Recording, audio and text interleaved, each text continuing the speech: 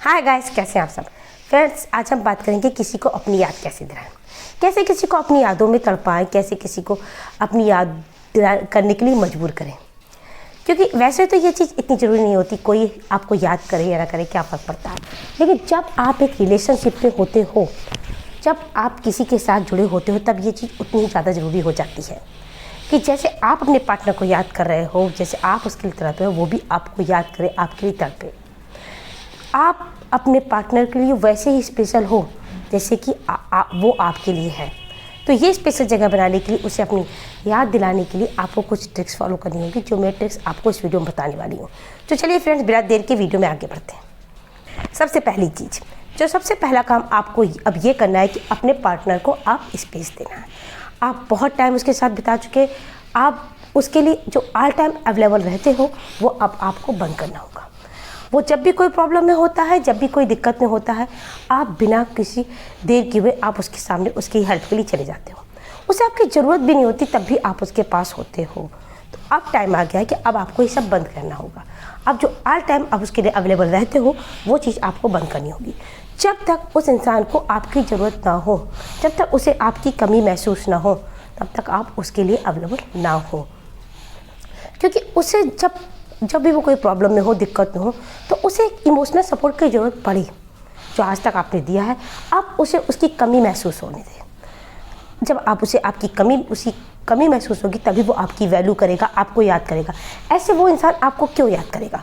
जब भी उसे ज़रूरत होती है, आप उसके सामने होते हैं, उसे याद करने का मौका ही नहीं देते। तो आप उसे याद करने का मौका दें। उसे जब भी कोई ज़रूरत हो, तो इससे उसके इमोशनल सपोर्ट की, आपके इमोशनल सपोर्ट की उसे कमी महसूस हो, इसलिए अब उसे मौका दे, स्पेस दे कि वो आपको याद करे। तो सबसे पहला काम आपको अब ये करना है। दूसरा काम आपको ये करना है कि अब आपको पहल करनी बंद करनी है। आप क्या करते हो? आप उसे हमेशा पहले कॉल करते हो, पहले मैसेज करते हो, या जब आप दोनों की जब बीच में लड़ाई झगड़ा हो जाता है, तो आप पहले सॉरी बोलते हो। आप हमेशा उसे पहले गुड मॉर्निंग और गुड नाइट के मैसेज भेजते हो। आप कुछ भी जो आप लोग के बीच में होता है, उस सारी चीज़ों की पहल आप करते हो। तो अब आपको ये पहल करना बंद करना होगा, क्योंकि कोई भी रिश्ता, कोई भी रिलेशनशिप एक तरफा नहीं चलाया जा सकता। एक तरफा कब तक आप चला सकते हो? इसलिए उसे भी मौका दें, उसे भी ये सब पहले करने का मौका दें, उसे भी आपकी कमी महसूस होने दें, उसे भी पहले कॉल करने का, आपकी याद आने का, उसके बाद कॉल करने का, मैसेज करने का, और लड़ाई के बाद सॉरी बोलने का मौका दें। तो आप अब पहल करना बंद करें। ये अगर आप चाहते हो कि आपका पार्टनर आपको मिस करे, आपको कभी याद करे, तो सबसे पहले आपको पहल करना बंद करना होगा।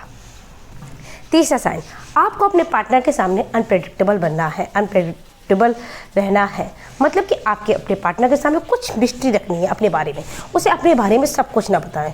उसको आपके बारे में इतना भी ना पता हो कि उसे पता हो कि आप इस बात के बाद ये रिएक्शन देंगे, आप या इस बात के बाद ये काम करेंगे। मतलब कि उसने कोई मैसेज किया तो आप तुरंत रिप्लाई करेंगे। मतलब उसे पता होगा कि उसके मैसेज करने के बाद आपका मैसेज तुरंत आएगा।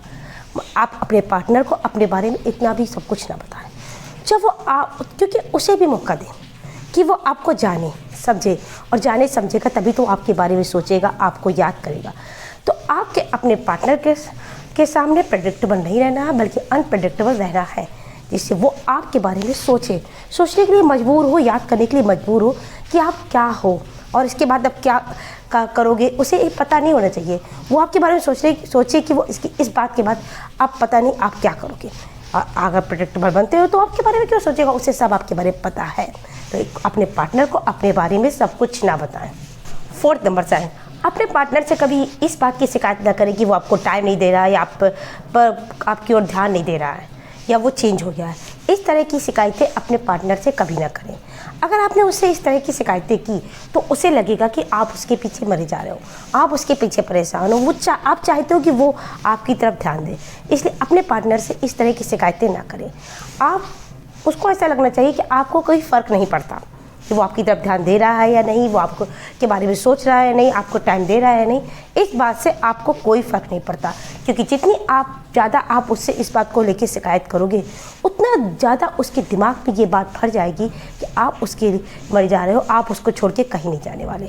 और जब कोई इंसान ये सोच लेता है कि सामने वाला इंसान उसे छोड़ के कहीं नहीं जाने वाला, तो वो इंसान उसकी फ़िक्र करना बंद कर देता है, उसे याद करना बंद कर देता है।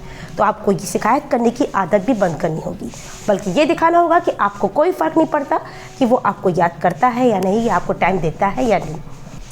5th नंबर पॉइंट, आपका ध्यान रखिए कि अगर आपके पार्टनर के अंदर कुछ भी अच्छी क्वालिटी है, जैसे कि उसका ड्रेसिंग सेंस या उसकी पर्सनालिटी या उसका सेंस ऑफ ह्यूमर, जो भी उसके अंदर अच्छी चीज़ है, उसके लिए उसे अप्रिशिएट करें, कॉम्प्लीमेंट दें।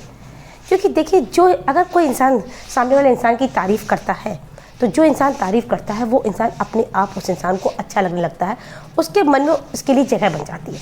इसलिए अगर आपके पार्टनर में कोई भी अच्छी खूबी है तो उसके लिए उसे कॉम्प्लीमेंट दें, अप्रिशिएट करें, और ये तारीफ़ जेन्युइन होनी चाहिए।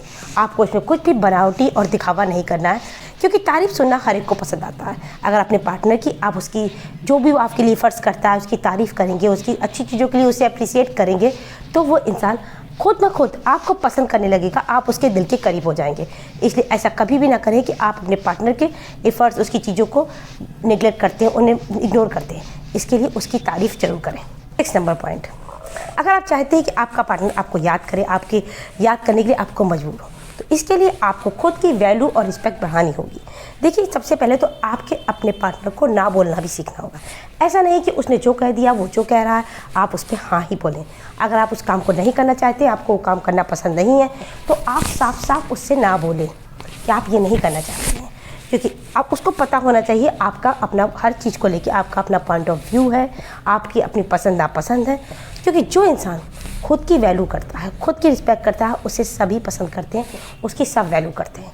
और जब वो आपको पसंद करेगा तभी वो आपको याद करेगा। इसलिए ज़रूरी है कि आप ना बोलना भी सीखें। ये नहीं कि उसने जो कह दिया, उसने जैसा आपसे कहा, जैसा जो कुछ भी वो कह रहा, उसकी हाँ में हाँ मिलाते जाएं। जो आपका अपना पॉइंट ऑफ व्यू है किसी चीज़ को लेके, आपकी पसंद नापसंद है, उसका भी मान रखें। तभी दूसरा इंसान आपकी रिस्पेक्ट करेगा, दूसरा आपको वैल्यू देगा, और तभी सामने वाला आपको याद करने के लिए भी मजबूर होगा।